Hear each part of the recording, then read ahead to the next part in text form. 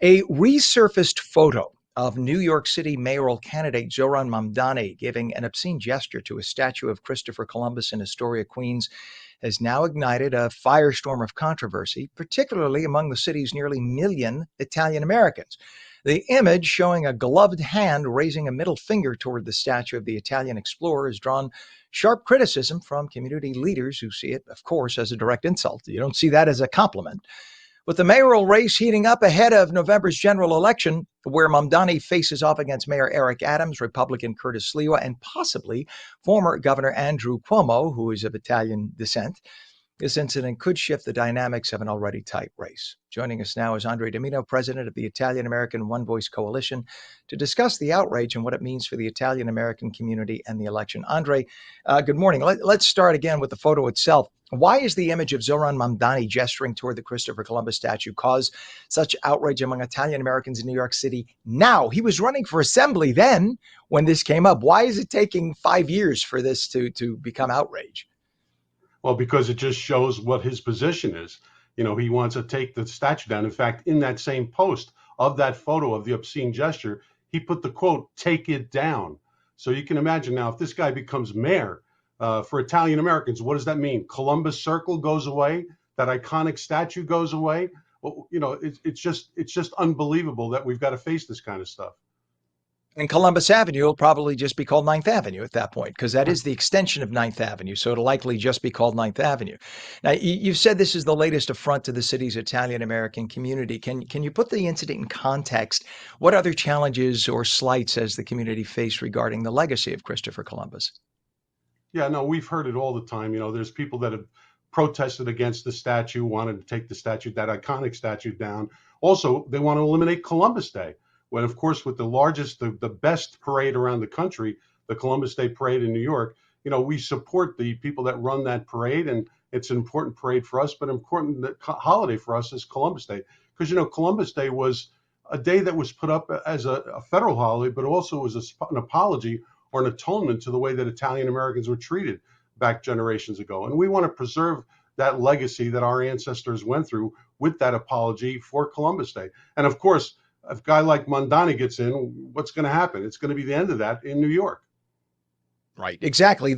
When people say, well, why don't you Italians just choose somebody else as your guy? We didn't pick Christopher Columbus. It was the then president who picked Christopher Columbus, the president of the United States at the time, who picked Christopher Columbus and appointed him our official representative in the United States. Okay, so it wasn't us. And now that is what is, as you mentioned, atonement for the sins of the U.S., because we had Italian Americans lynched in the South, one of the biggest, or was the biggest lynching in our history of at any one time of American citizens, and also some Italian citizens who were here legally awaiting trial. They were acquitted at a trial for the murder of a sheriff's deputy, and yet, in spite of the acquittal, I should say, the Italians who were being tried were brought out in a public square and lynched. They were hung. So this was the federal government's way of saying it should never have happened. We're very sorry. We'll create a day in honor of Italian Americans, because that was part of our first migration in the 1880s, mostly from like Sicily and Naples. And this is the thanks. You know, Italian Americans represent millions and millions of Americans, hardworking Americans, and their thanks is, screw you. And it's just disgusting. Columbus's legacy, they've debated for years, nonsensically, because nobody alive today has encountered prejudice from him. Some praise his role, of course, in connecting the continents. Some criticize his actions. But if you go to the Dominican, they praise him. They have a Columbus Day there where they celebrate. So how do you respond to those who argue the gesture reflects a broader rejection of Columbus's historical narrative? Well, listen, this all goes back to a self-declared anarchist and Marxist that hated this country and wanted to destroy it, Howard Zinn. When he wrote his textbook, quote unquote, about America, and he started with Columbus by putting these falsehoods about Columbus that have now been perpetrated throughout generations, children being brainwashed about these falsehoods about Columbus. You know, just like you said, we can't look back at those times and compare them to these times. But what he said about Columbus is just not true. And he also attacked the founding fathers. So what do we have here? Mamdani is just a disciple of Howard Zinn, continuing these attacks, not just on Columbus, but on America. And, candidly, as far as Italian Americans, we need to stick together on this one. And we can't let this guy get elected and have him attack our heritage the way that he's talking about it in the past.